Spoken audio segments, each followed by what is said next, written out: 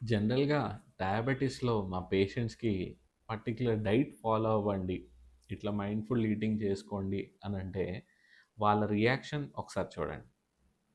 మనశ్శాంతి, మసాలా వడ, మసాలా దోశ, కొబ్బరి చట్నీ. కొబ్బరి చట్నీతో తింటే భలేగా ఉంటుంది.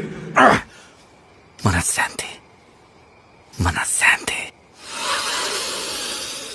ఇది నా వల్ల ఇలా కనిపించట్లేదు. చూసారు కదా! ఇలాంటి ఇబ్బందులు ఉండకుండా ఉండాలంటే, మనం డైలీ లైఫ్ స్టైల్‌లో మెయింటైన్ చేసుకోగలిగేలాగా we have to follow our diet అండి. అంటే అది క్యాలరీస్‌లో కూడాను మనం ప్రాపర్‌గా ప్లాన్ చేసుకున్నాం అనుకోండి. ప్రోటీన్ ఇంత, కార్బోహైడ్రేట్ ఇంత. అలాగే మనం ఎక్కువ ఎక్సెసివ్ కార్బోహైడ్రేట్ తీసేసుకోకుండా కొంచెం ప్రోటీన్ ఎక్కువ పెట్టుకోవడం. దాంతో పాటు ఫైబర్ ఇంక్లూడ్ చేసుకోవడం.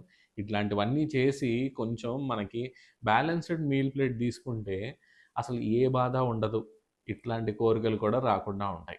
So, balanced meal and mindful eating అన్నది డయాబెటిస్‌లో 70% మనకి కంట్రోల్ చేయడానికి బాగా హెల్ప్ అవుతుందండి. Thank you.